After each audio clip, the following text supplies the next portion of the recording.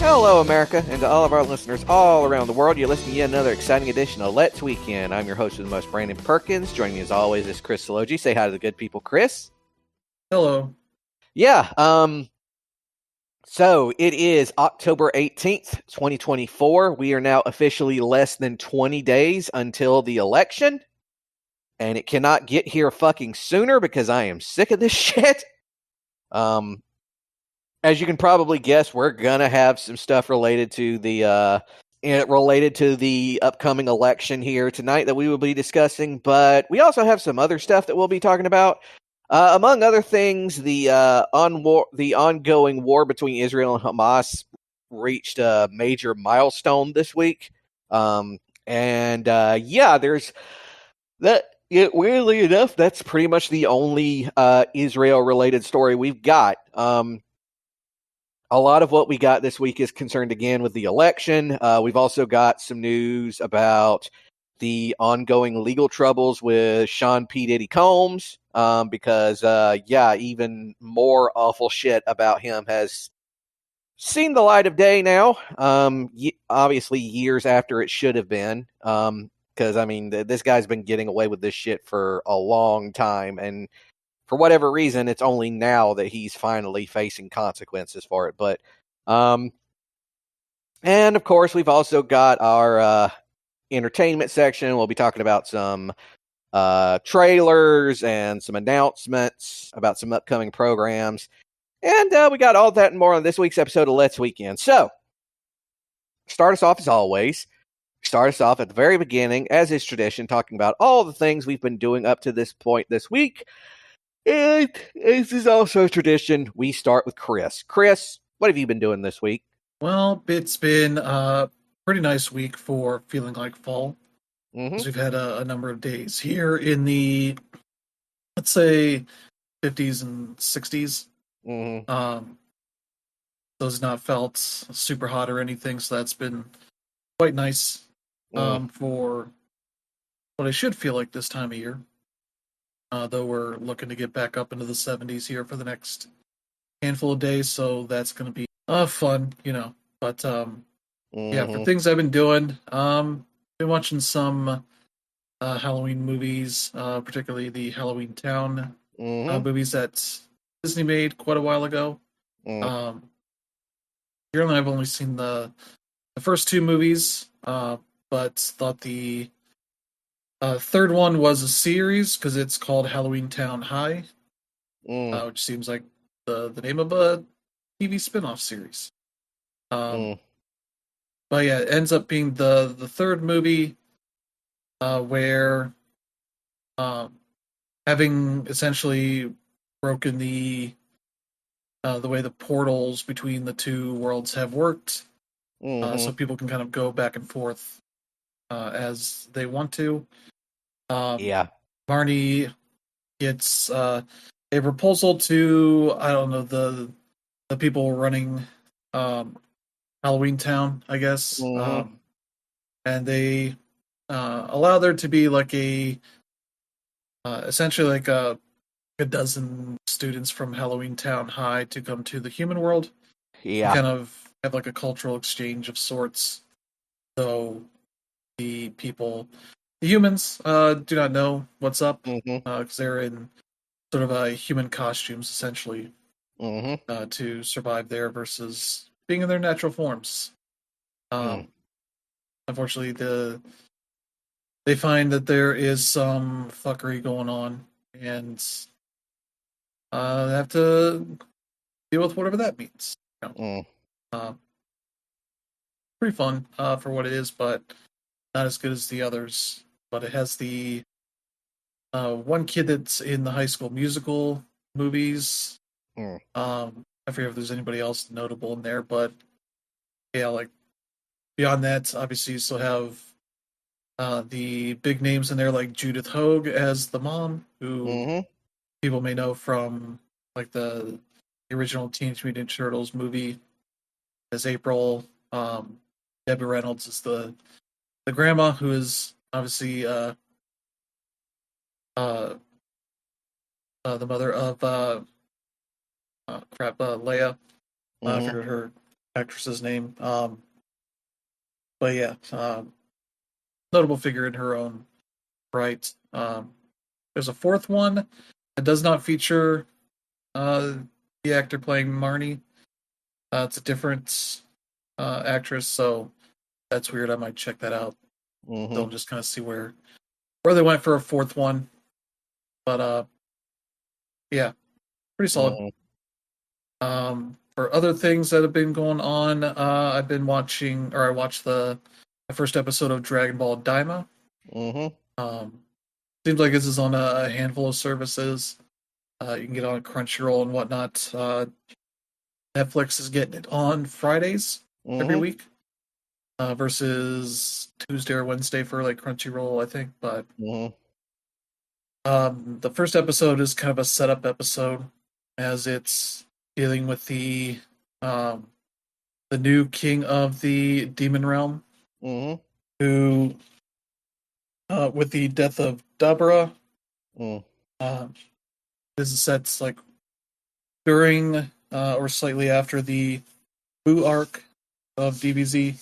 Mm-hmm. They kind of play a bunch of clips from those episodes, sort of showing, remind you like what happened for the premise of this show. You get to see like Dabra there.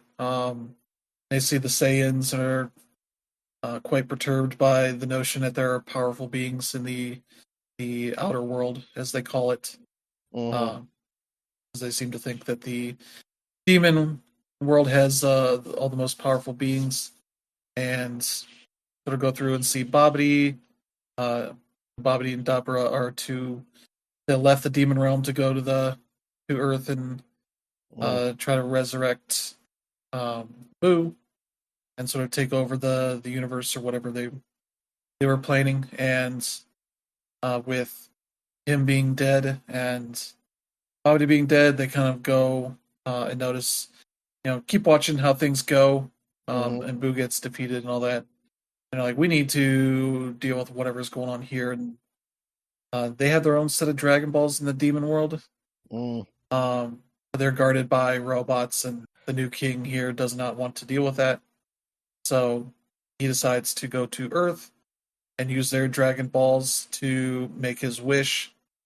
Which, as if you know the premise of the show, his wish is to make all of the, as he calls it, all of the people that fought Boo, turn them into kids. Mm-hmm. Um, and I guess also the kids that fought him into babies. So that's kind of where it ends. It's just them being transformed. So I assume the second episode's gonna pick up from there. They Mm-hmm. figure out like what's next, but seems pretty decent so far. But it's not been really too much of a not too much like overwhelming anything there. Mm-hmm. Like here's where it's set and kind of what's going on. Um, time to wait for another week for the next episode. So yeah, Mm-hmm. seems solid. It's just Japanese dub right now, so no English dub yet. Mm-hmm. For that, I know they are doing like a special thing in theaters to have like the first three episodes with the dub for that show, so that Mm-hmm. could be fun. But I think it's in November at some point, so that's a ways off. But yeah, that seems fun. And then I decided to start Steven Universe, Mm-hmm. um, which is a Cartoon Network show that I guess Max has taken down at some point recently. Yeah, it's weird shit's happening, is all I'll Yeah, say. and which was like one of the shows whose character they have featured in like branding banners on the Max service that they had to Mm-hmm. change as a result of that, and a few other Cartoon Network shows. I think they got dropped from the service, but luckily those are on Hulu and coincidentally Disney Plus if you have Hulu as well. Mm-hmm. So I decided to start watching it there, which is a little weird because all the episodes end with the little Cartoon Network jingle. Mm-hmm. So that's a little bit weird, but the nice thing is it's kind of breezy to get through because every episode is essentially a half episode, as they would um, take these two like 11-minute episodes and pair them together for a full 30 minute time Mm-hmm. block. So it makes for a really nice kind of breezy pace. I'm like 20 some episodes in now, Mm-hmm. which is nice. So far it's been fun. It's been goofy, which I was kind of expecting. It's very much, if I had to describe it in like anime terms, it's a slice of life shonen. As Yeah. usually Steven being like, well, what's going on today? Yeah. And never having like school or anything. There's apparently no school in his town, so you got like kids and teens kind of just working jobs and such. Yeah.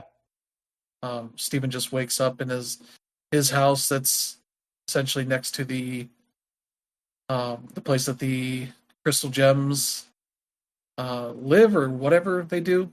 Yeah. Because they just like show up every so often after either being away on a mission or getting ready for a mission or doing something else. Mm-hmm. And he's just like, "Oh, what's going on?" And sometimes is aware of what's going on. Sometimes they tell him and he just ignores it. Yeah. It's just like, sure, that's a lot of things you're saying. I'm not picking up any of this, and will Mm-hmm. inevitably do the thing you say not to do. Uh, Oh yeah. that's like his whole thing.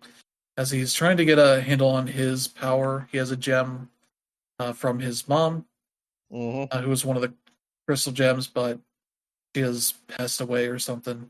Mm. They don't really go into it, but he's a halfie essentially. Mm-hmm. Um, and his dad, for whatever reason, I don't know what's up with his dad. His dad is just like not allowed to be near where the crystal gems are at because he's not magically Mm-hmm. inclined or anything. So he lives in a van, uh, and it's just he's a very weird looking fellow. Mm-hmm. Because he is balding, but has the ring of hair, and then has that grown out to down his back. Yep. Kind of a very odd look. Mm-hmm. Is portrayed as like a loser, I guess. At least at this point, having Mm-hmm. lost his wife and his son being more important than him. He's just kind of like a weird dude, like scrounging around for money, I guess.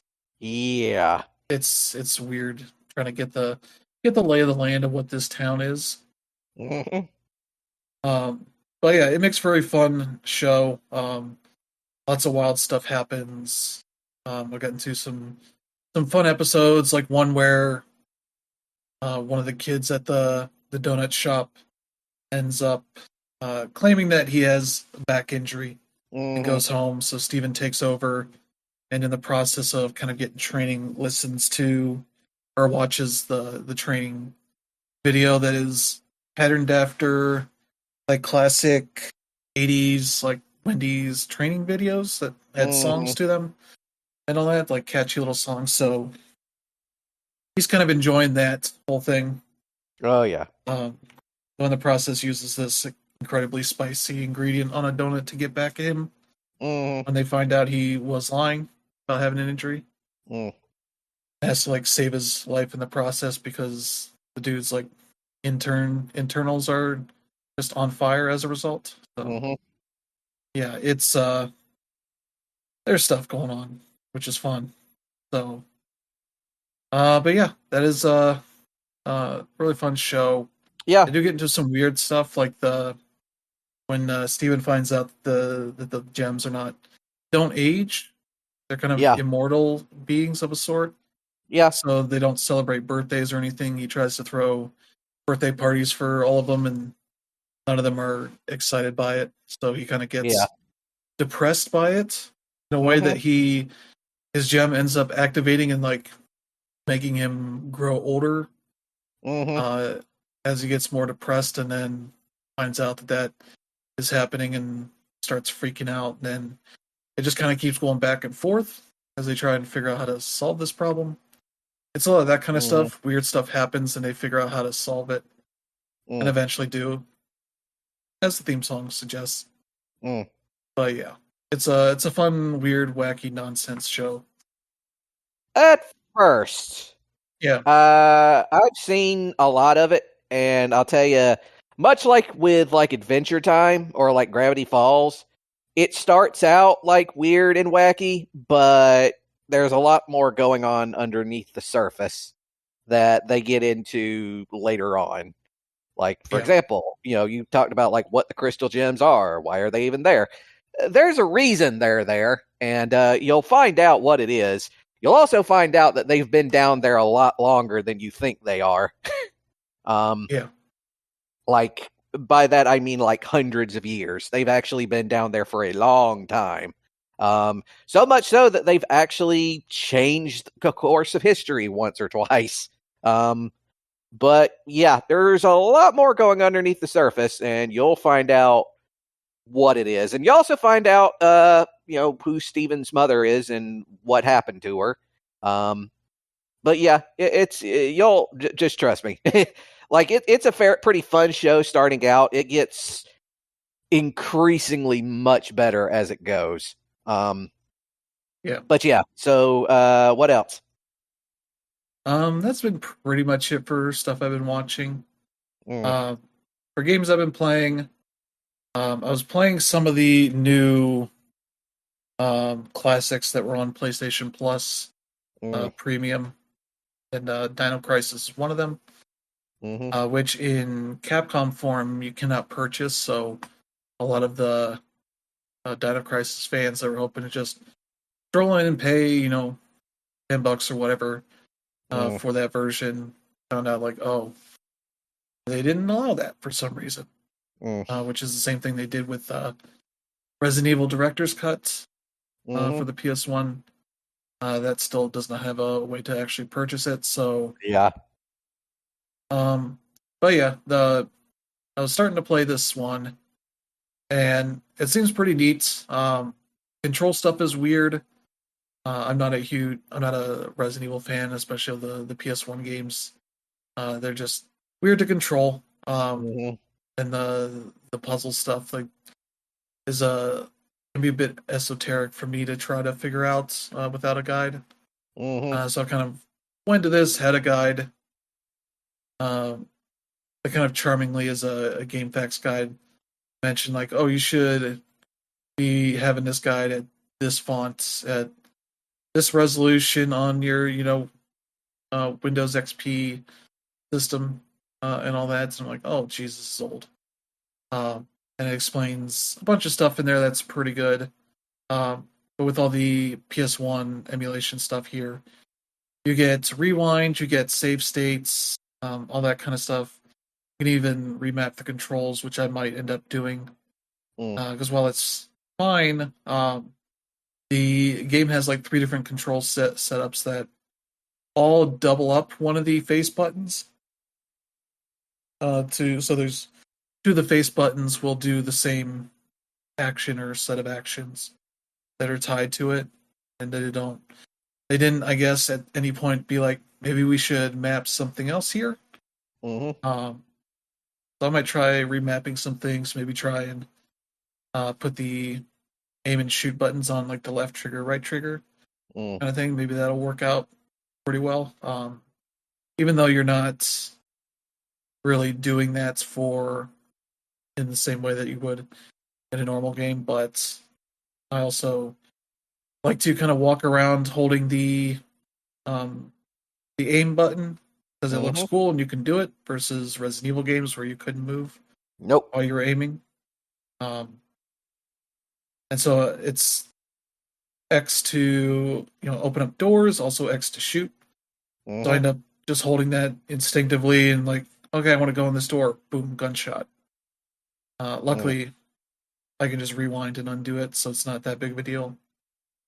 Though I can also just um, I've been playing on easy mode, so I don't think there's going to be as much of an issue with ammo or anything like that. So, mm-hmm, especially because I think they give you the three main guns up front.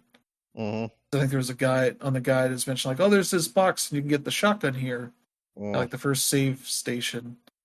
And I was like, there's nothing here, but I already had the shotgun, so I was like, okay, maybe that's something that's mm-hmm, easy mode must give you it. Um, Combat's been pretty decent, but also I'm on easy mode, so I that probably helps. I'm just killing every dinosaur I see, Mm-hmm. assuming that they'll respond when the game deems it necessary. Mm. Um, but yeah, it definitely looks like a PS1 game because like the first guy your character is hanging out with, his face just kind of shifts Mm-hmm. in that PS1 kind of way. I was like, oh no, this man's ugly, and he's just far enough away that his polygons are shifting to make him uglier. Um, the weird issue I have with it is the voice audio is low, Mm-hmm. and there's no options to change that. Mm. There's only options for sound effects and background music. Mm. I turned up sound effects, thinking, well, that might be the closest to voice audio, Mm. but I end up just having to sit there and kind of deal with it. Uh, Otherwise, I don't want the other bits of audio bumped up like that. So yeah, Mm. but yeah, it seems pretty solid. Not too spooky just yet, at least, but Mm. um, yeah, pretty solid. Got some stuff that you can definitely tell it's a game that learned a lot from Resident Evil games, Mm-hmm. while not going for the same type of scares. Mm-hmm. Uh, but does have its spooky moments. So, but yeah, that's a Dino Crisis, and I played a little bit of Siren, Mm. which seems to be an upgraded version of the remaster they did on the PS4. Mm-hmm. So if you have owned that already on the PS4, it's Mm. a free upgrade. But otherwise, it's running that through the PS2 emulator to get the Yeah. rewind and all that with it, Mm. which is pretty nice as the thing. Um, I played like the first two stages, which don't really have much going on, but definitely needed a guide because I didn't understand what was going on for the most part. Mm-hmm. Because the first one, it basically breaks up this game into quick little moments, essentially, in these smaller areas. And like the first one, uh, you're watching this kid that runs upon this weird meeting in the forest, and they happen to notice him because he makes a noise, and the cop chases after him, and they both fall into this pit. And literally, all you have to do is run into this hut, grab this key, and get into truck and drive off. Mm. Um, but the way this game works is you have to grab the key, walk up to the door. You have to get this like option, like action menu up. It's like, oh, you got to unlock the door, and then you got to open the door. You get in the car, and then you got to use it to put the key in the ignition, and then to turn it on, and then drive away. Mm. So it kind of makes that like a weird, tedious thing, uh, which I guess is probably more because it's more of an adventure game Mm-hmm. style setup versus an action game Mm-hmm. where you just get the key and then just get in and do whatever you need to from there. Mm. But yeah, this one just kind of changes that up a bit. And then they have the whole system of sight jacking, which is, uh, I guess, basically what it sounds like. You essentially like psychically link with another character or enemy's mind and kind of look at what they're looking at. Mm-hmm. So you can, I guess, like see surroundings and see like what they might be able to see as far as like avoiding enemies and whatnot. Mm-hmm. So there's like stealthy elements to it. It seems all right for what it is, but the vibes about it are a bit much for me. So Mm. I've already deleted it. I'm not gonna keep playing, but Mm-hmm. seems neat for what it is. I assume it will probably bring the second game over, which never got a release here in North America. It did get an Yeah. EU release, which means that it's in English enough for to release in America. Mm-hmm. So I assume that will happen at some point. Mm. Otherwise, I don't know why you go through all that trouble for that remaster. Mm. But that's been pretty much what I've been doing. So how about you, Brandon? Well, as for me, I am still playing Metaphor Refantasio. I've gotten pretty deep into it now. I've actually I've gotten almost every party member up to this point. I've still got one seat left that needs to be filled. I have an idea of who it might end up being, but yeah, I've gotten plenty of those. And yeah, it's just again, this game still manages to find ways to surprise me. That said, there is one little twist that they end up showing up that, honestly, in hindsight, I kind of saw coming a mile away. And I'm not sure if I think it's genius that they went this route or incredibly fucking stupid. But it could still work. It just depends on how the story goes from here. But yeah, the games, like the monster designs and the design of the humans especially, still continues to amaze me. And especially later in the game, there's definitely some really like neat puzzles that they throw at you. Um but again, there's also a lot of it that's very similar to Persona, pretty much. And yeah, it's still a lot of fun. I still uh have to like find ways to tear myself away from the from the game just so I can like go to bed or whatever, because it really is that fun. Really, right now, this game is definitely in my contenders for like game of the year. I doubt it's going to beat Astro Bot, because that game is almost certainly going to be my game of the year. You know, unless there's some dramatic changes over the next couple months. But yeah, that game is legitimately amazing. I love it. And as per usual, books. I'm still going through the Ship of the Line. That's one of the Horatio Hornblower books. I'm nearing the end of it, and after that, I'll be going on to Flying Colors, which is the immediate sequel to it. I got both of them because both of them were actually jointly awarded this major prize for fiction back in I want to say the 1940s. Um, but yeah, and still loving music, still listening to a lot of bluegrass, because it just feels like a good time of the year to be listening to a lot of bluegrass. You know what I'm saying? It's fall, it's getting colder. There's pumpkins and shit everywhere. It just sounds like it would be a thing. But really, other than that, the major thing that happened this week is I had a job interview.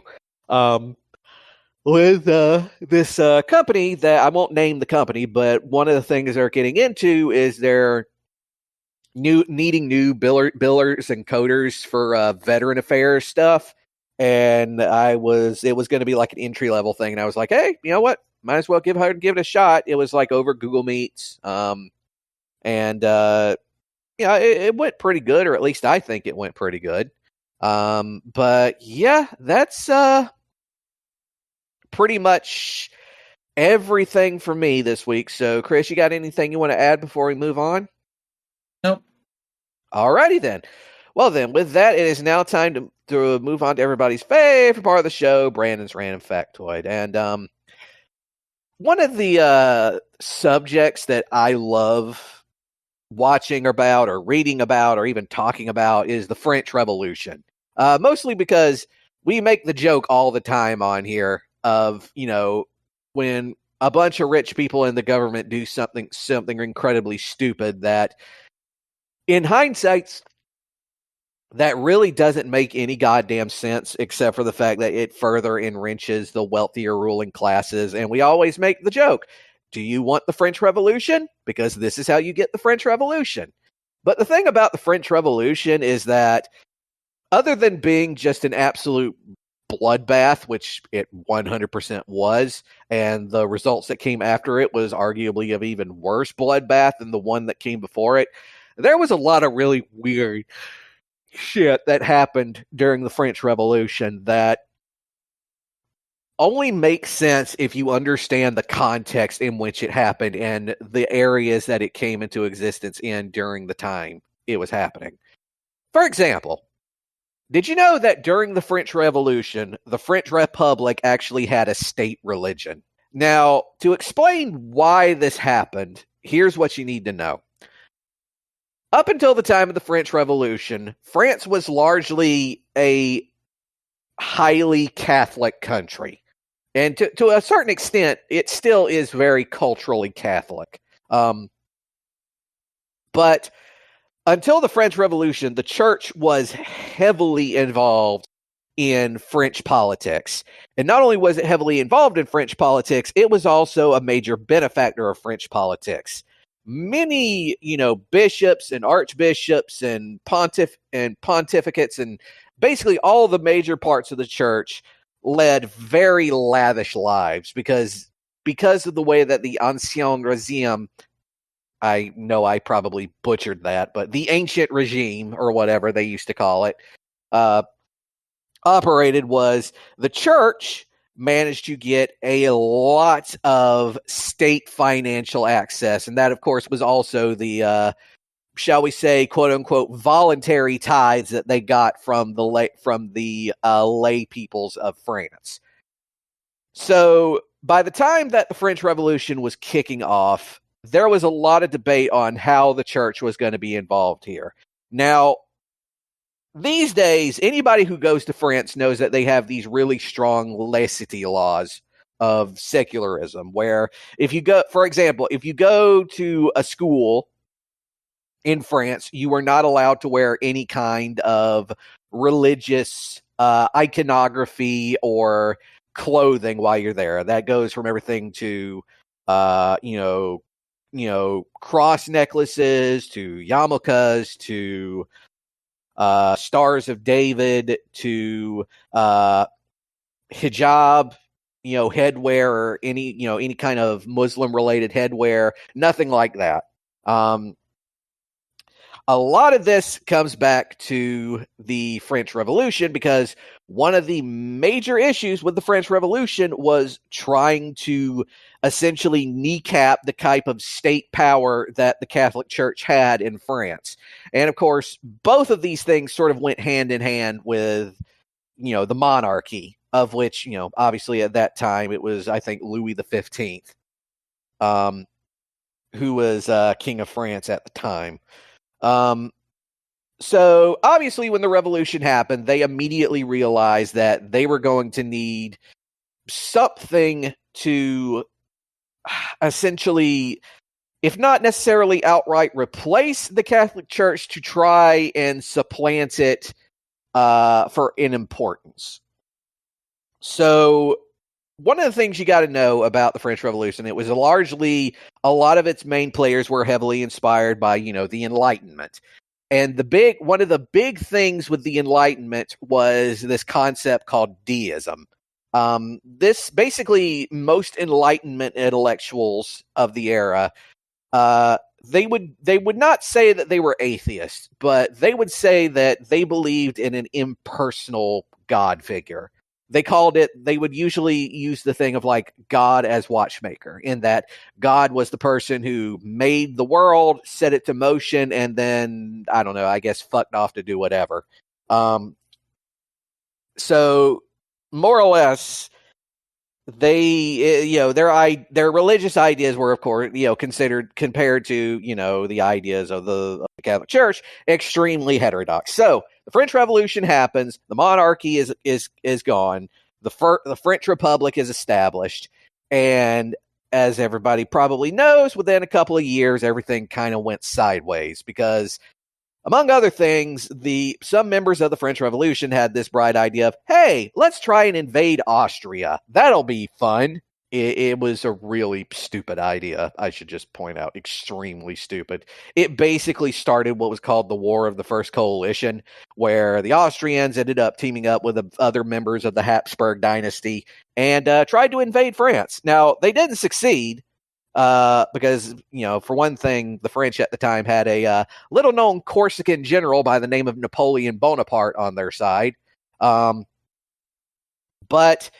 Because of that, it suddenly meant that France was essentially surrounded by enemies. On top of that, there was also these little civil disputes that would start happening in the country. Probably the most infamous is known as the Revolt of the Vendée, which was a counter-revolutionary revolt that happened in a little area of France called the Vendée, mostly because of the secularist things that the Parisians and the French Republic were trying to do. It's complicated, so I won't get into here. All that you really need to know is that by the point this was happening, France was really in an incredibly troubled state. And as anybody who knows anything about the French Revolution, one of its main downfalls is that because it became increasingly more surrounded and somewhat more insular, it eventually grew more and more authoritarian to eventually the point that the Democratic Republic that they had originally wanted eventually had to declare martial law and then handed over government, more or less government power, more or less to what's called the Committee of Public Safety. That eventually led to the Reign of Terror. But for our purposes, what we need to know about is the religious angle. See, after the Catholic Church more or less was no longer a factor in France, the Enlightenment intellectuals that were a major part of it essentially found themselves having to debate what they were going to do to replace it. On the one hand, you had a group known as the Cult of Reason. These guys were essentially atheists. It was more or less a state atheism, more or less, or sort of a kind of precursor to the idea of state atheism. Basically, what they did, really more than anything, is they would go into churches, they would take down all the religious iconography, and then they would have people they would turn them into what they called temples of reason, where they would then go into these places and they would hold debates, talk about philosophy, have lectures on philosophy, stuff like that. That would replace sermons and church services and stuff like that. But it didn't really last that long.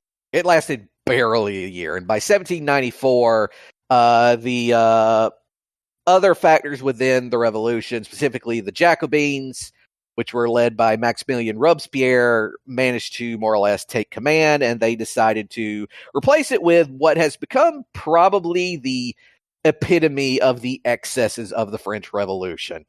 It was called the Cult of the Supreme Being. Imagine a religion that was created by a committee. Generic, vague, doesn't really have a whole lot that it considers to be hard tenets or theological ideas.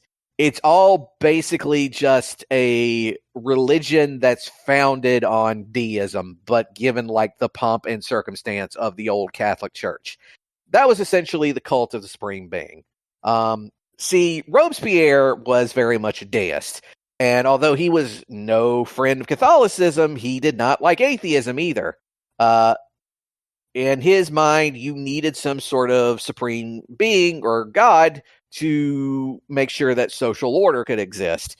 So he decided to more or less start a committee that invented the Cult of the Supreme Being. Basically, it had three main, more or less, I guess you could say, tenets, more or less, about what defined it. Basically, the existence of the Supreme Being and the immortality of the soul, declaration that the best service of the Supreme Being is the practice of man's duties, and that the most important of these duties is the detestation of bad faith and tyranny by punishing tyrants and traitors, by caring for the unfortunate, respecting the weak, defending the oppressed, doing unto others all the good one can, and not being done just towards anyone. In hindsight, not necessarily a bad concept. It's fairly, yeah, as far as religion goes, I can deal with this one. But it was also something of a political ploy as well. See, Robespierre at the time was getting really fed up with the hard radicals that were in this group, the ones that helped to sort of more or less give birth to the cult of reason. And so he ended up using the cult of Supreme Being as sort of a way to not only reverse the sort of wholesale dechristianization process that had been going on, it was also something that he could use as leverage against the more radical members. It was also pretty much at the time when Robespierre was probably at the absolute pinnacle of like his national prominence in the political sphere. The thing about Robespierre that a lot of like bad historiography oftentimes has been is that Robespierre was like this dictatorial figure who basically reigned over the entirety of France with like an iron fist, which isn't really true. The politics of the Reign of Terror are a lot more complicated than that. It's just that because how influential he was, it made him a really easy target to like shoulder all the blame of the terror after he finally fell from grace. But one of the really big reasons he finally ended up falling from grace, and why this is usually called the pinnacle of his power, is because he ended up basically heading up the Festival of Supreme Being, which was this vaguely religious like pageant and festival that was held in 1794, where he basically took up the designing and organizing of the entire festivities. And I'm going to read this one from Wikipedia. Witnesses state that throughout the festival, Robespierre beamed with joy. He was able to speak of the things about which he was passionate, including virtue, nature, deist beliefs, and his disagreements with atheism. The procession then ended on the Champ de Mars. The convention climbed to the summit where a liberty tree had been planted. Dressed in a sky blue coat and Nanking trousers, Robespierre delivered two speeches in which he emphasized his concept of a supreme being. There would be no Christ nor no Muhammad. Someone was heard saying, quote, "Look at the blackguard. It's not enough for him to be mastered. He has to be a god." According to him, Robespierre proclaimed to believe in the supreme being and who only believed in the power of crime. Robespierre was also criticized by Vadier, Barrère, Courtot, and Fouché, members of the Committee of General Security. Joseph Fouché had predicted to him his approaching fall. And it would be. Basically, a few months after this, we have what was called the Thermidorian reaction, where Robespierre was arrested, then tried to escape, was shot in the jaw, and finally guillotined in 1794 on the 28th of July. The cult of supreme being itself was officially banned by Emperor Napoleon I on the 8th of April 1802 with his law on cults of 18 Germinal year X. So yeah, that is sort of one of the weird arguably the weirdest aspect of the French Revolution during probably its oddest time period. And sort of an example of like what happens when people are encircled by all sides, they're incredibly scared, and they just start acting out, trying to come up with the wackiest shit they possibly can, because they're either going for broke or they might be slowly losing their sanity. And that has been yet another installment of Brandon's Random Factoid.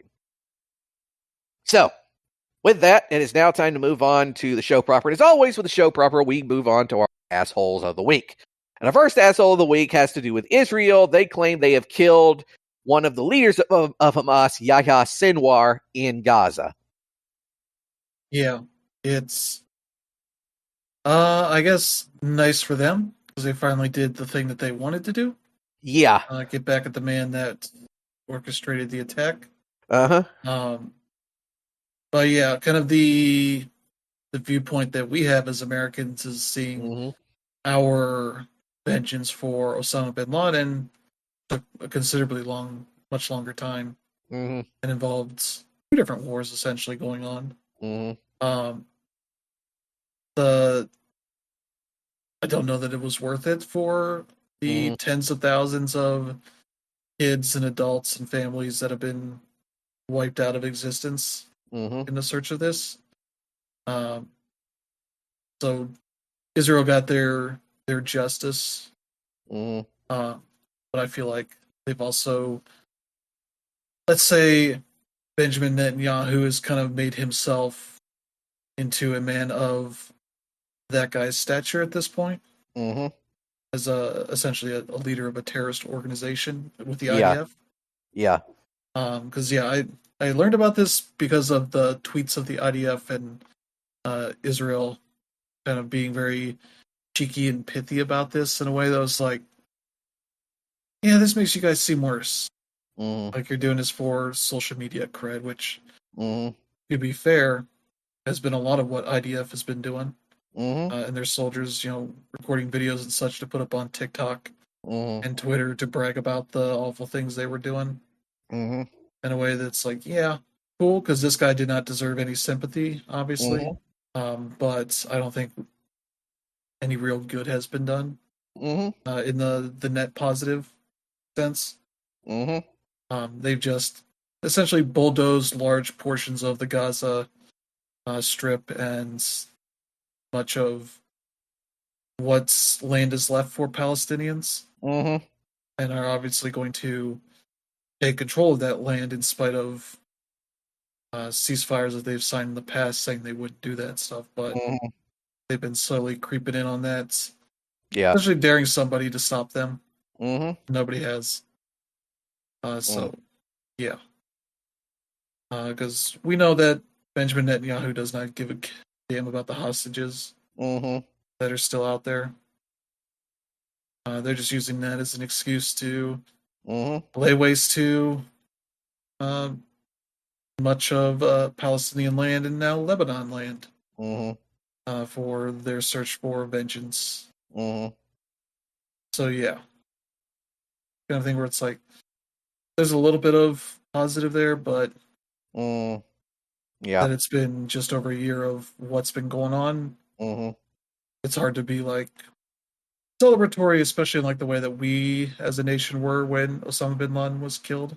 Mm-hmm. So the amount of destruction that went into that, we're probably as a nation much more Mm-hmm. naive or disinterested in what was going on because that was not obviously being recorded and documented in ways that we could see Mm-hmm. throughout that entire process. So Mm-hmm. not like what's been going on here, where you could learn most everything that was happening. Mm-hmm. So yeah, Yeah. So yeah. And yeah, honestly, let's be honest. They had been wanting to encroach and claim Gaza forever. It was just yeah, that this finally gave them the excuse to do it. yeah, But yeah, uh, next up, you guys may remember that school shooting that happened in a high school here in my state of Georgia a little while back. Well, the son that was responsible for it and his negligent reprobate father are both being indicted on murder charges in the school shooting. yeah. The son was indicted. Let's see, Mm-hmm. indicted by the grand jury on a total of 55 counts, Mm-hmm. including 4 counts of malice murder, 4 counts of felony murder, plus aggravated assault and Mm-hmm. cruelty to children. His father faces 29 counts, including second degree murder, involuntary manslaughter, and reckless conduct. Mm-hmm. Let's see. Yeah, they've been indicted in separate indictments. They've not processed the indictments just yet, so the documents like wouldn't be available until today. Mm-hmm. Both are scheduled to appear for arraignment on November 21st, when each would formally enter a plea. Mm-hmm. Let's see. The father is being held in Barrow County Jail. Son is charged as an adult, but is being held in a juvenile detention center in Gainesville. Mm-hmm. Neither sought to be released on bail, and their lawyers have previously declined comments. So, Mm-hmm. yeah, it seems like this will be a bit ongoing as we haven't gotten to the point of them being sentenced or anything yet. Mm-hmm. But I assume both are probably going to be in prison for the rest of their lives, Mm-hmm. which is deserving. Mm-hmm. Yeah, there you go. Yeah. Uh, so yeah, that is happening, and now we also have a bunch of new lawsuits going against Sean P. Diddy Combs. Yeah, it seems like 6 people have filed lawsuits against him. Mm-hmm. See, for raping women, sexually assaulting men, and molesting a 16-year-old boy. Mm-hmm. At least 6 lawsuits were filed against him in federal court in Manhattan. They were filed anonymously, 2 by women identified as Jane Does, and 4 by men identified as John Does. Mm-hmm. They're part of what their lawyers are saying is a group of more than 100 alleged victims who are in the Mm-hmm. process of taking legal action against Combs in the wake of his sex trafficking arrest last month. Mm-hmm. Yeah, one of the John Does, a man living in North Carolina, alleges that Combs fondled his genitals when he was 16 at one of the rapper's famous white parties in Long Island's Hamptons in 1998. Mm-hmm. Oh boy, there's a lot more here if you want to read it in detail, but yeah, a lot of terrible stuff happened, Mm-hmm. or at least still being alleged to have happened. So we'll see how that stuff goes. But yeah, I don't know how he gets Mm-hmm. through the arrests and indictments and all that Mm-hmm. um, without going to prison for a considerable amount of time, if not the rest of his life. Mm-hmm. But we'll see. Yeah. So we got that, and then we got another one of those stories where it's like, yeah, pile it on the top of all the others. The Archdiocese of Los Angeles has agreed to pay $880 million to settle sexual abuse claims. Yeah, involving 1,353 people. Yep. Attorneys for 1,353 people who alleged they suffered horrific abuse at the hands Mm-hmm. of local Catholic priests reached the settlement after months of negotiations with the Archdiocese. Mm-hmm. Yeah, that's an incredible amount of money, almost $1 billion. Yep. If you need to know the scale of the abuses here, and obviously this is not all of them that have suffered. Mm-hmm. These are the ones that were willing to step forward as part of this lawsuit. Yeah, this agreement caps a quarter century of litigation against the most populous archdiocese in the United States. Yeah. Let's see. Under the settlement, the plaintiffs will engage in a process that will not involve the archdiocese Mm-hmm. to allocate the settlement uh, among the participants. Uh, yeah, the archdiocese has previously paid $740 million Mm-hmm. to victims in various settlements and had pledged to better protect its church members. So this settlement would put the total payout at more than $1.5 billion. Mm-hmm. That's a staggering sum. Yeah, awful stuff happened, but at least some of these people will get some amount of justice. Mm-hmm. So there you go. So yeah. And last but not least, we have this really just stupid fucking story that is infuriating. So Elon Musk has this ongoing lawsuit against Media Matters, and it turns out that the judge in that case actually owns stock in Tesla, and they're refusing to recuse themselves. Yeah. Yeah. Let's see. Yeah, he was buying and selling stock in Musk's Tesla company in 2023, the year Musk filed the suit. Mm, According to financial disclosure reports recently made public, mm, this is U.S. District Judge Reed O'Connor of the Northern District of Texas mm, had made an investment in August in Tesla of between $15,001 and $50,000. mm, O'Connor has delivered a string of decisions in the Media Matters lawsuit in favor of Musk, mm, who argues the advocacy group disparaged X, his social media site. mm, That investment was revealed in a 2022 financial disclosure form required of all federal judges. The questions remained about whether the judge could have later sold his stock in Tesla, so mm, whether that happened before or after O'Connor accepted the Media Matters case in November 2023.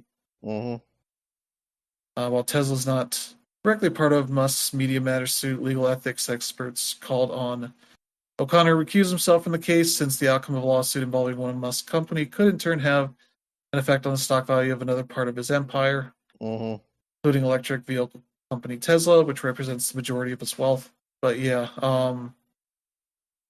new public financial disclosure form with the Administrative Office of the U.S. Courts covering 2023's calendar year shows that Connor bought and sold Tesla stock that year, with his position in Tesla still totaling up to $50,000. Mm-hmm. All three transactions were made before November. Connor bought Tesla stock in January, sold some in June, and bought again in September. As far as we know, he still has stock there. Mm-hmm. But he has not bought or sold Tesla stock in the first 3 months of 2024. So yeah, this certainly looks bad, and I believe Mm-hmm. the X terms of service has indicated that if you have legal issues with X, that you have to go to all legal disputes are to be filed in the federal court for the Northern District of Texas or state court in Tarrant County outside of Mm-hmm. Dallas. Even though the headquarters for X is in the Austin area, it's covered by the federal court for Western Texas. Mm. So yeah, this looks real shady with all this, and Yeah. obviously the judge has a tangential uh, financial interest in this case. Mm-hmm. It seems like he should be recused, but he's refusing to do so. And so yeah, that's the least icky of all these shitty stories, Mm-hmm.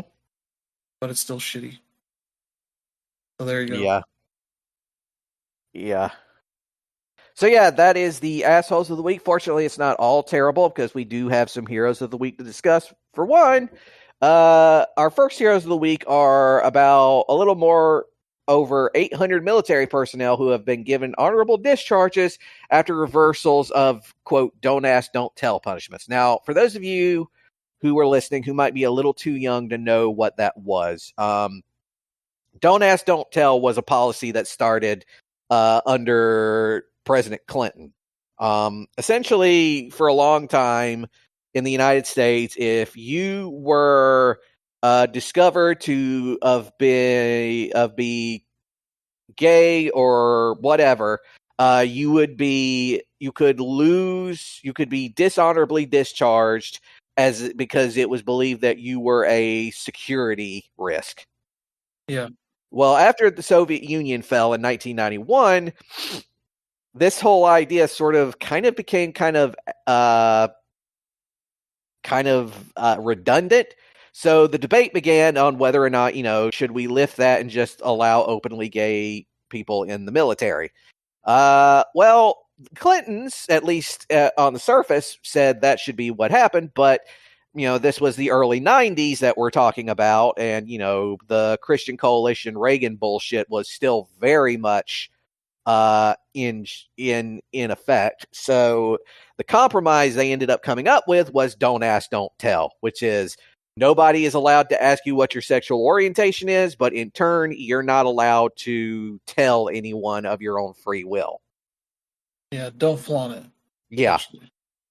Which is probably hard to hide from people, consider. Yeah, because don't flaunt it is a very broad and arbitrary classification. Especially with people you are training and working with closely, constantly, and obviously sleeping with many of them in the same rooms. Yeah. And of course, as pretty much most military personnel who served during that area will tell you, it was honestly asinine. Like, it didn't really solve anything at all. It just made the issue even more complicated. Yeah, and you can watch shows of that era where they make jokes about it. Yeah, because it's like people that are obviously gay happen to be like, well, no, I'm not gay. mm-hmm. It became like a sitcom punchline, Yep. essentially, which is how you know it's a stupid policy. Yeah. But yeah, it got repealed in 2011 during the Obama administration. Yeah.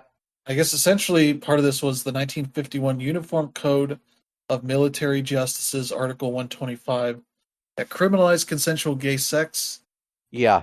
And so they essentially modified it to be limited to non-consensual gay sex, which is a very silly law to make. Like, don't assault people, which is like, okay, yeah. we won't. That seems. It was one of those weird compromises they had to do with the political parts. Yeah, of American government. Because here's the thing, the military part of American government, and especially like, foreign affairs and all that stuff, they are ruthlessly pragmatic when it comes to social issues, which is kind yeah, of why the conservative parts of American government and politics are always talking about how, the State Department is infested with liberals. It's kind of because when you're involved in international affairs, all this weird social and cultural war shit is just really stupid. It doesn't solve anything. yeah. They're all there to do a job essentially, Yeah. and that's the main thing they care about. Mhm. Especially when they're getting sent off for months or years on end. Yeah.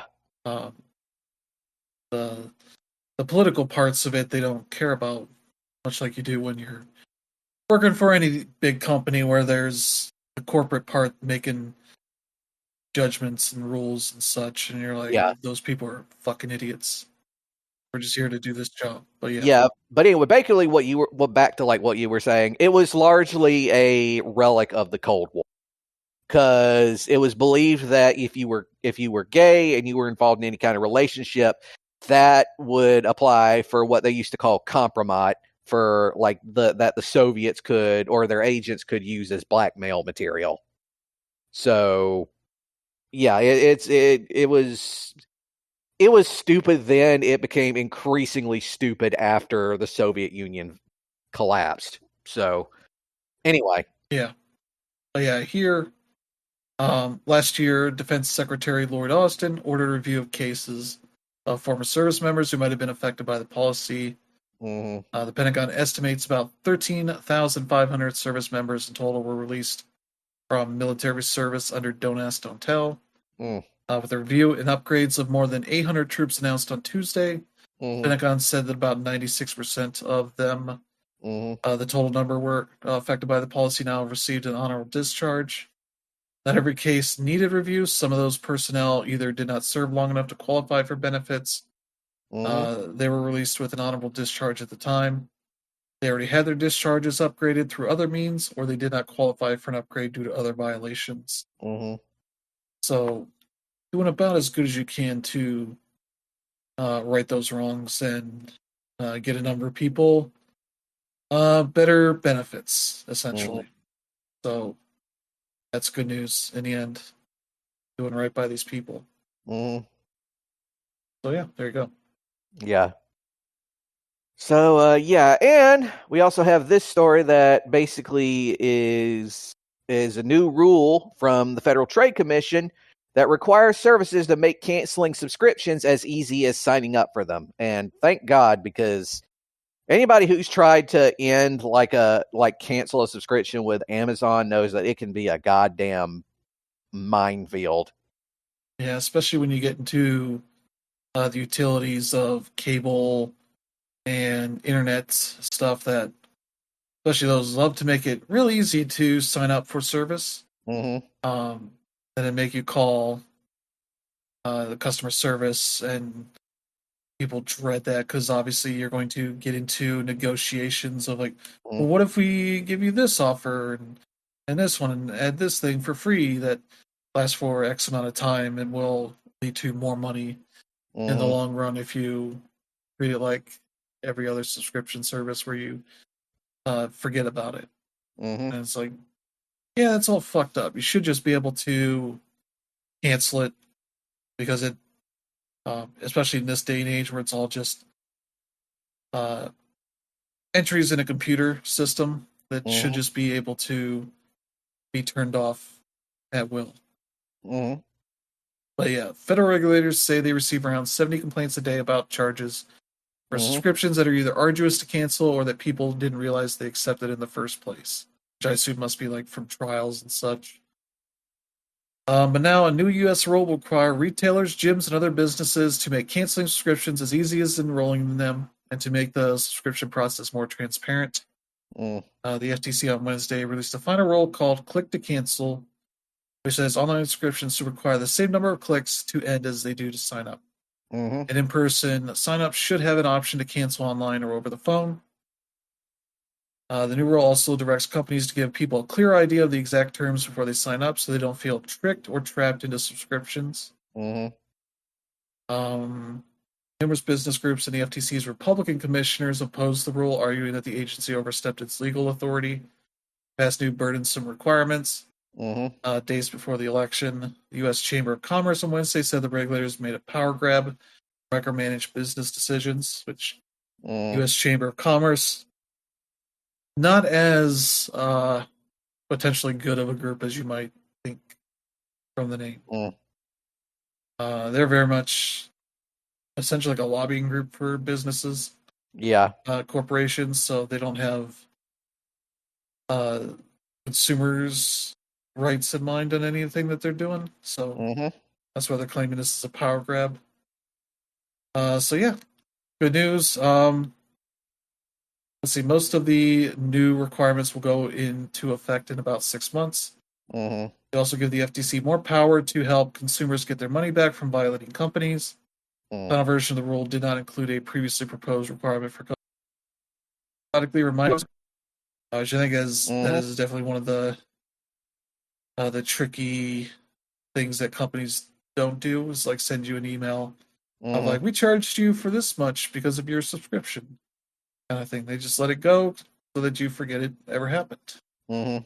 Then you realize checking your statements or whatever is like, oh, I still have this shit. I need to go cancel that. Mm-hmm. Paying for months for a subscription you weren't using. So, this is a good thing. Mm-hmm. So there you go. Yeah. So yeah, moving on from there, we're now moving on to the from the show proper to the proper show proper. And our first story for the night has to do with this bizarre thing that's going on where a bunch of Indian nationals have been attempting to murder like Sikh political activists in both the US and Canada. So just to make a really complicated story somewhat simple. After India gained its independence, there was a partition that happened where the modern day countries of what are called Pakistan and what is now called Bangladesh were established. Now, Bangladesh, to make an even longer story really, really short, they were originally another Pakistan until they decided to sort of step up and make their own country, and then there was like this like weird war between them and Pakistan that happened. There was like a genocide and happened and all this other shit. But anyway, the point is because of this partition, India has always had this issue with all of these various religious nationalist groups that have hopped up every so often. And in India, one of those has to do with the Sikhs. There is a group of Sikhs that have been actively fighting for a Sikh homeland, essentially within India, and the current Indian government is, of course, a hardline, authoritarian, conservative government that are led by Hindu nationalists. And you may have heard recently that one of their agents killed a Sikh activist in Canada. Well, turns out they actually tried to kill a Sikh nationalist here in the U.S., but it was actually thwarted by the American government. Yeah. Yeah, the DOJ is charged, let's see, Vikash Yadav, Mm-hmm. was on sale in federal court in Manhattan on Thursday. That points to a direct link between the Indian government and what prosecutors say was a murder for hire scheme on American soil. And yeah, as you said, Canada's dealing with the same issue as they are having all sorts of seemingly like manufactured turmoil from it. What it seems like as Trudeau has had the Indian diplomats sent away, kicked them out of the country, Mm-hmm. and India's vowing retribution and all that. And there are people calling for Trudeau to resign. I don't know if it's related to that directly, but I'm sure there's a lot of stuff going on Mm-hmm. related to that, especially because I think he had some statements he was putting into the record, basically also claiming that like Jordan Peterson and Tucker Carlson are agents of Russia. Mm-hmm.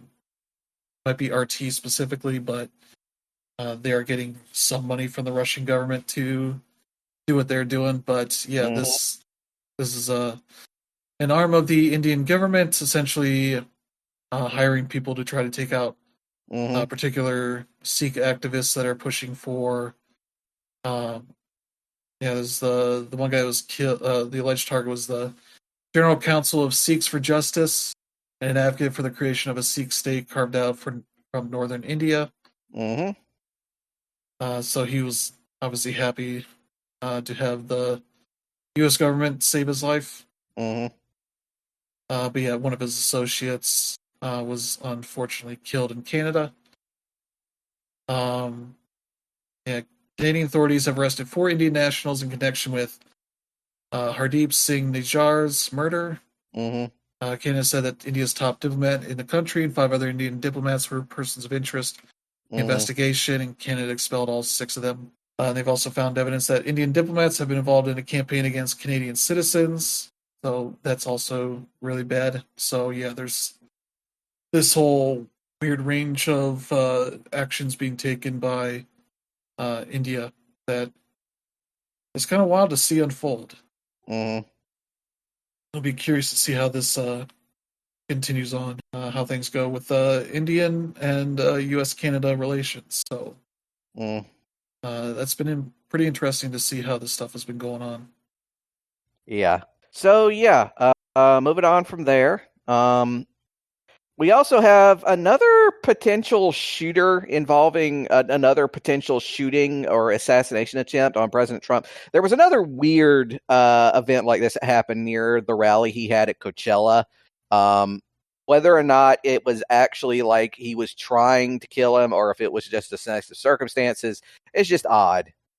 Yeah, because basically they had somebody that was stopped at an interior checkpoint at Mm-hmm. Coachella that had, yeah, he was illegally in possession of a shotgun, a loaded handgun, and a high capacity magazine. He also had Mm-hmm. numerous passports and driver's licenses under different names, and his Yep. SUV had fake plates. Mm. Which is all a pretty big flag, red flag there. Mm. Uh, so he was stopped and arrested. Let's see. He was described as a lunatic and a member of sovereign citizen. Yeah, which they say here they are considered a far right group. One say it's a militant group, but it's just a group that doesn't believe in government and government control. It's a little bit more complicated than that, but yeah, that's more or less the long and short of it. Yeah, so it seems like another case of somebody that's in the far right that dislikes Trump a lot, Yeah. which is like fair Yeah. method going to dealing with that. Maybe not fair. Mm-hmm. Um, but yeah, don't let the Trump's people try to bring this up as another attempt on his life. They didn't Yeah. get that close. Mm-mm. And obviously, you can see from the picture in this article, there are men stationed up in the back Mm.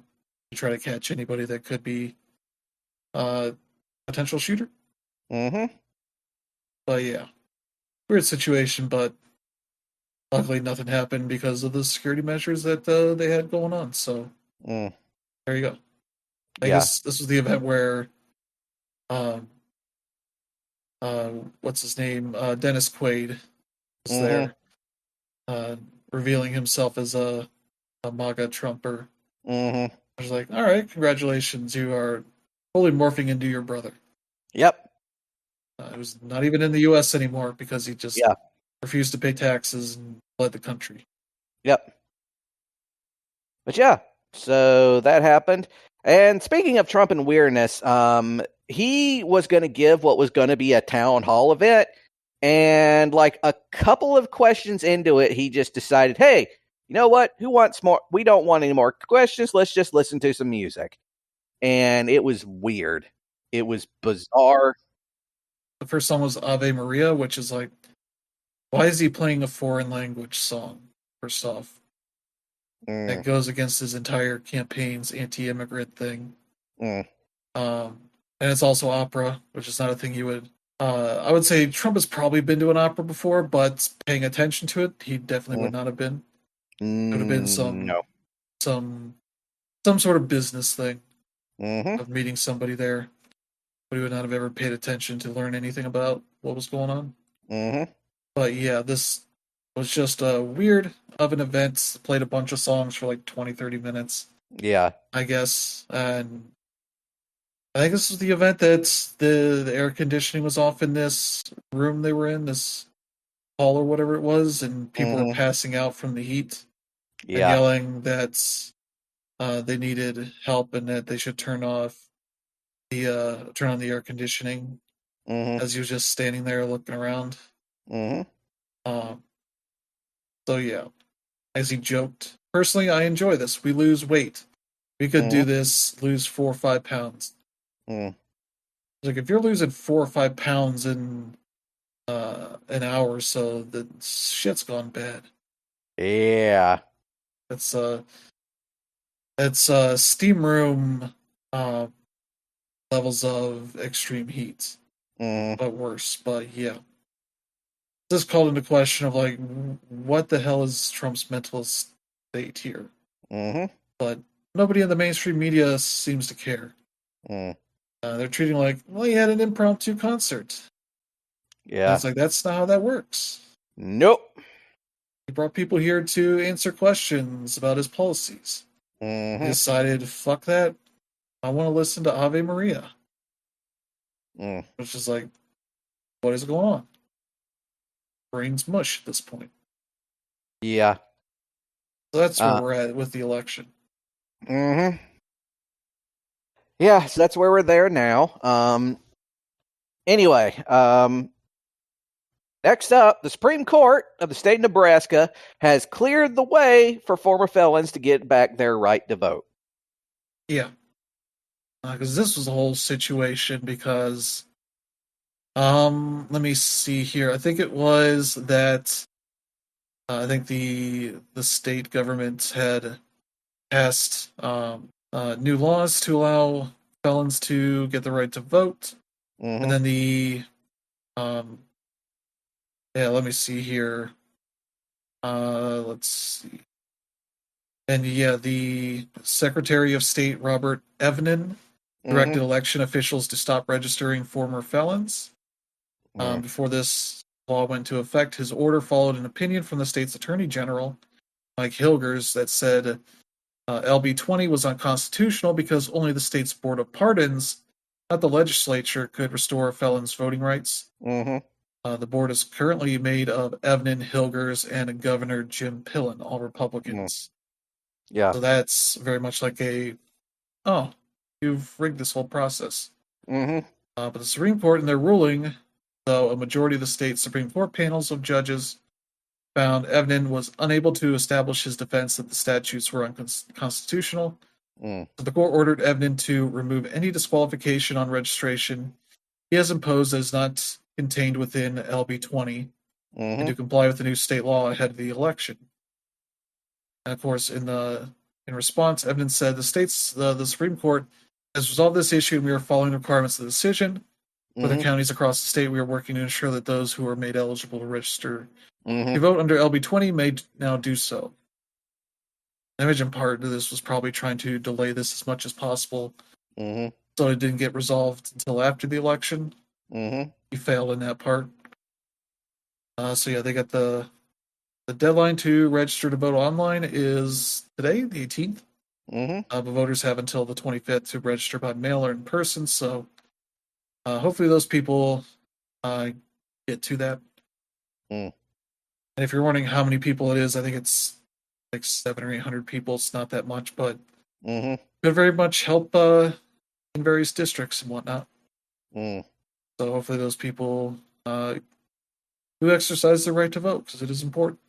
Yes. And ultimately, to be completely honest, though, on the surface, I can understand the logic of considering it like a result of becoming a felon, of losing it. But the problem is, if you think about that for another few minutes, you realize how basically ass backwards it is. Because the whole idea of like prison is that you're trying to both punish a crime, but also to prepare the individual to reintegrate into society. But without political franchise, you cannot be reintegrated into society. You just can't. Yeah, and it's like it seems like an excessive punishment beyond what they were already required to do. Yeah. You know, the idea is that after you've served your sentence, you have paid your debt to society.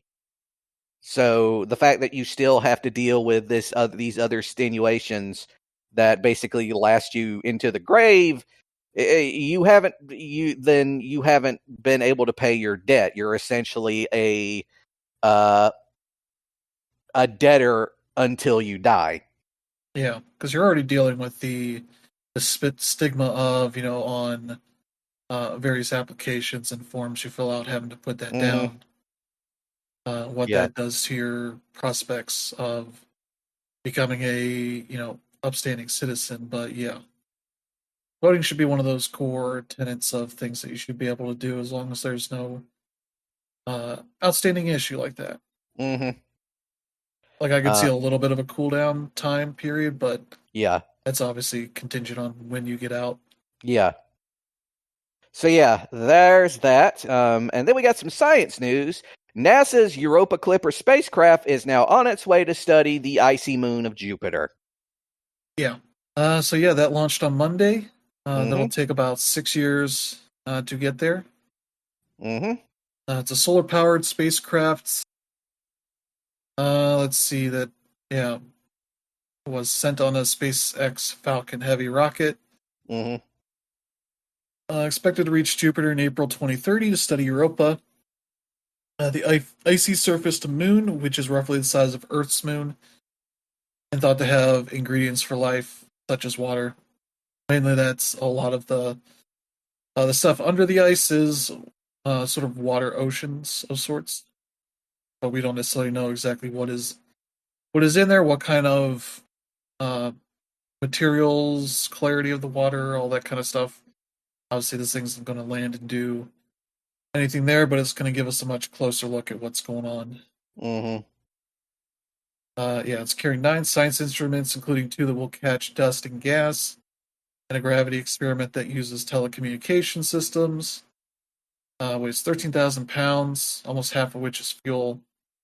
Has 24 engines and about the length of a basketball court when its solar arrays are open. Mm-hmm. So yeah, expect to reach Mars in February 2025 and swing back by Earth in 2026 to give Europa Clipper enough energy to reach Jupiter.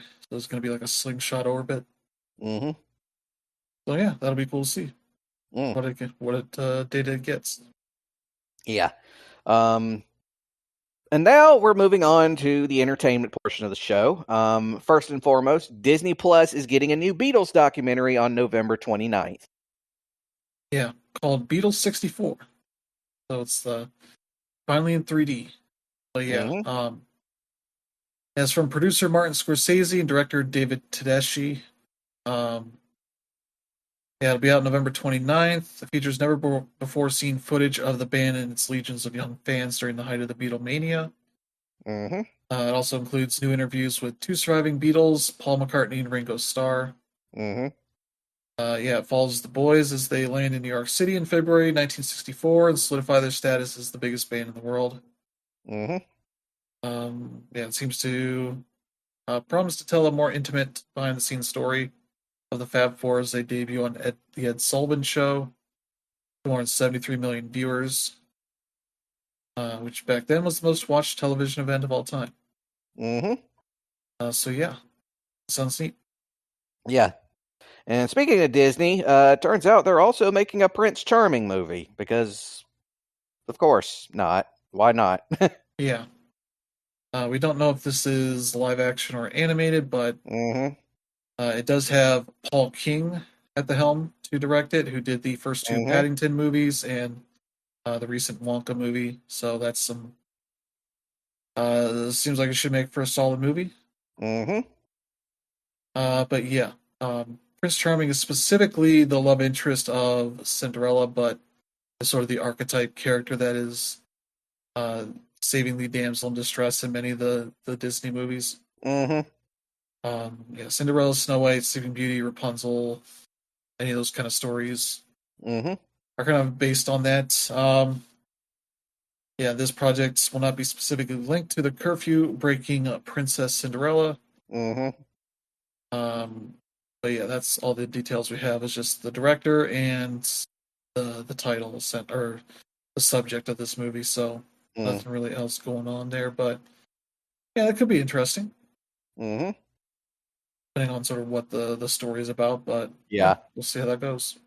Yeah, we also got this news. It looks like the Joker sequel will end up as a big financial box office bomb with its theatrical run. Um, Yeah, which I think probably may have sort of been the intention of the filmmaker, because by all intents and purposes, he wanted to torch the franchise and run after he sort of saw the kind of fan base that the first movie was getting. But yeah, it seems like it'd be better for your career not to do this. yeah, you would think so. Let's just not make another Yeah, one. yeah, Uh, because coming off of that, you would have better prospects for the doing whatever you want after that. yeah. But yeah, the first one hits, let's see, $96.2 million domestically and 248.4 million globally after 3 days of release. Mm-hmm. After 2 weeks here globally, or 2 weeks of release, 51.5 million domestically and 165 million globally, Mm-hmm. which is pretty bad. Um, Mm-hmm.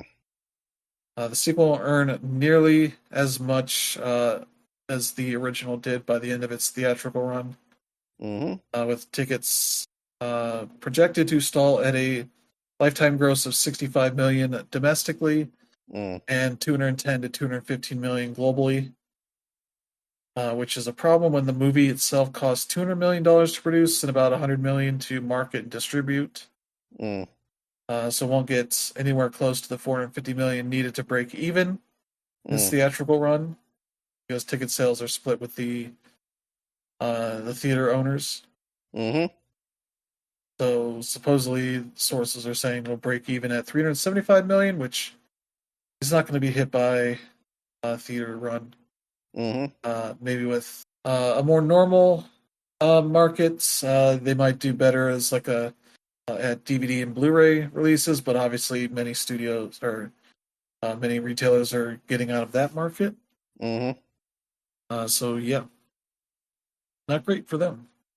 Nope. Which is not a Um, huge surprise because the movie is just seemingly very weird. yeah.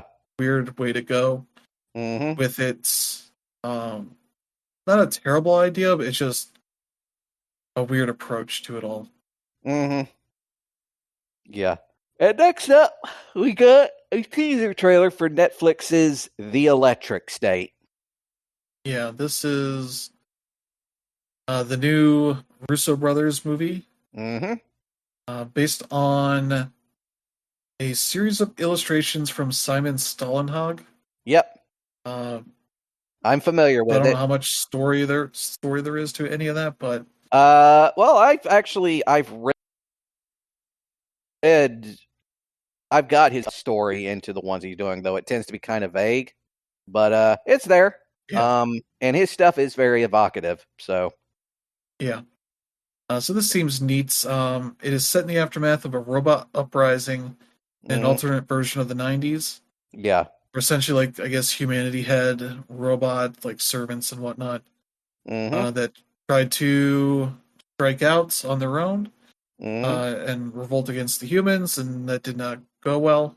Mm-hmm. Um, and so this movie here follows an orphan teenager, which is Millie Bobby Brown, Mm-hmm. ventures across the American West with a cartoon-inspired robot, a smuggler, which I believe is Chris Platt, and Mm-hmm. his sidekick in search of her younger brother.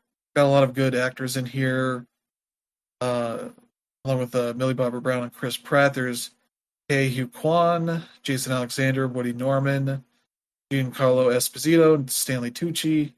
Mm, Doing voices for robots: Woody Harrelson, Anthony Mackie, Brian mm-hmm. Cox, Jenny Slate, Hank Azaria, Coleman Domingo, and Alan Tudyk. So a lot of good talent here. The trailer looks pretty decent. Kind of tough to get great vibes here, but because it's just a teaser trailer of just random bits Yeah. from it. But yeah, this will be on Netflix March 14th. So next spring, so that'll be interesting to see. Yeah. And on top of that, we also got a teaser trailer for Wallace and Gromit: Vengeance Most Foul.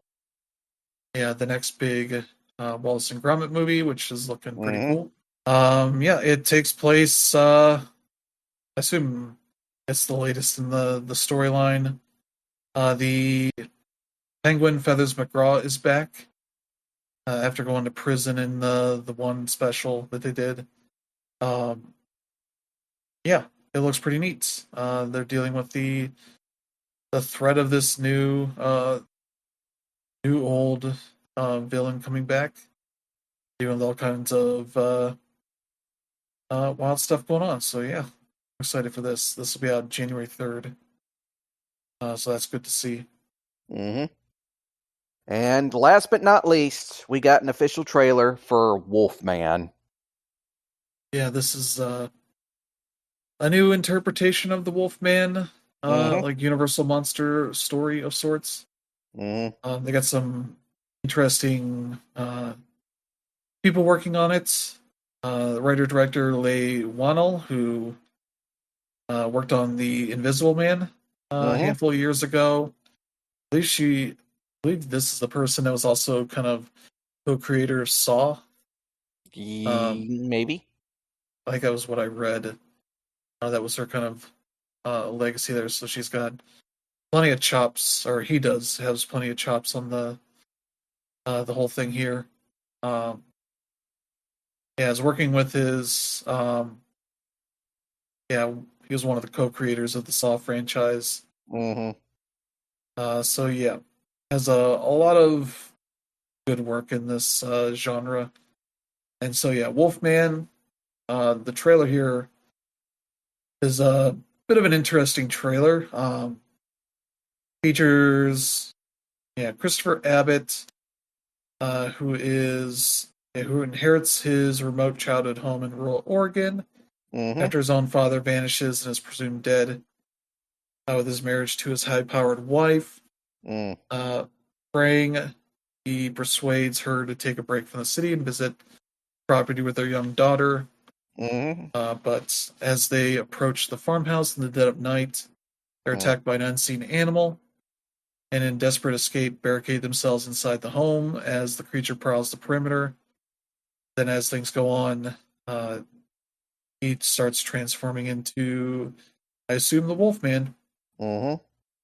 and they have to deal with dual threats Yep. potentially. And so that's kind of the interesting premise they're going with here. Mm-hmm. So yeah, and this is produced by Bloomhouse, so Mm-hmm. they got some good stuff going on. Yeah. Yeah. Seems like it might be better than the way that the Universal Monster Universe thing was starting Yeah. with the Mummy. Oh, most certainly. But yeah, this will be out in January 17th. Yeah. But yeah, with that, I do believe we have got ourselves a show, folks. Yes, we do. We have got ourselves a show. So we'd like to remind all of our listeners, if you got a question, comment, something you want us to read on the air, get in touch with us at letsweekenders@gmail.com. That's letsweekenders@gmail.com. We got a link for you in the show notes. Also, on top of Google Podcasts, you can catch our little bit not Google Podcasts, Apple Podcasts. Apple Podcasts. You can catch our little bit of unscripted shenanigans at Google Play, RSS, archive.org, or pretty much any kind of podcast aggregator you can think of. And if we're not on there, just wait a few minutes. We will be. And fortunately now, we aren't having issues with archive anymore, at least more or less not. Last I checked, they were kind of in a read-only mode kind of thing, because for those who don't know, they kind of had like a hack that happened or something or other. Yeah.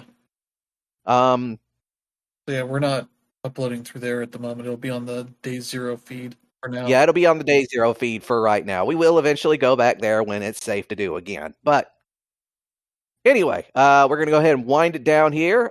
Big thanks once again to Chris Sologi for joining me on this little bit of craziness. And if you out there who are listening, be there a new listener or a veteran, please do not hesitate to share us with your friends, your families, your casual acquaintances, your coworkers, your mortal enemies, or anywhere in between. Hopefully, someone that you'll won't have problems having a conversation with when your Thanksgiving comes around. Because boy, oh boy, it is going to be fun this year. I am dreading Thanksgiving this year. You have no idea. Good night, everybody.